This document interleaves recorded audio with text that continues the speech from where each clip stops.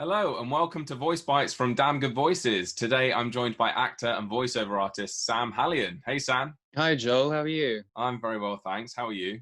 I'm good, thank you, very good. Well, thank you for joining me. I have a question today about how important it is to be easy to work with, because I've heard, you're more likely to get rehired if you're a nice person. Is that true? Yeah, absolutely. And it can kind of be anyone in the room, not necessarily just the client. So if you're going to a space regularly, it's important that you should speak to the sound engineer, engage with them, engage with everyone, and not come across as this self-absorbed kind of black hole of a person, because people will. And it's not just about doing a good job, it's very much about being easy while you're doing the job, and then they'll come to you again, particularly if the work is something similar. Like, I'm sure you know, because I think you've done a lot of corporate stuff, haven't you?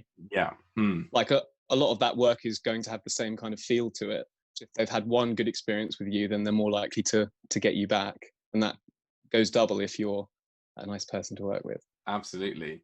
And I think the more fun you can have, the better. Like, obviously, you do have to read the room and sense how chill the clients are. But essentially, even if it is something more corporate, maybe it's a bit more serious, everyone there still wants to have a fun time. They might be aware, like, oh, the script is, it's not the most interesting script, but we all want to just have fun.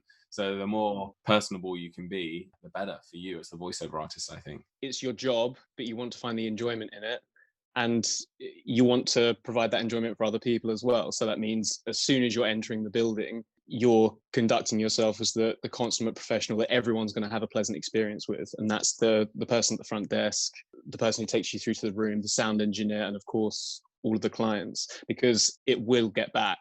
Word gets around, and you want to be as you would expect other people to be to you, which is a pretty good general ethos to have in any professional environment. Like, I was, as the one I was just saying to you, actually working for that media company in Cambridge Circus. It was like a young group of people, and they were all kind of sitting around the office wanting to have a chat. And I think we got onto the topic of Matt Berry, and then I was like, oh, let's have a chat about that. And then, yeah, you get kind of a rapport going with people. Yeah, you're not there to be just an automaton, like a blank automaton with no thoughts and feelings of your own. No, exactly. You've got to have some sort of personality to you.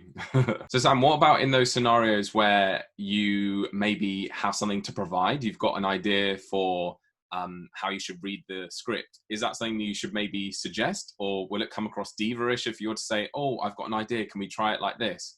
How do you get the balance between, being easy to work with, but also coming with your own ideas? Part of the answer to that is to read the room first. Like, there might always be time for an alternative read at the end of a session, but first and foremost, you're there to perform the job exactly as the client wants it, because ultimately they're the one paying you.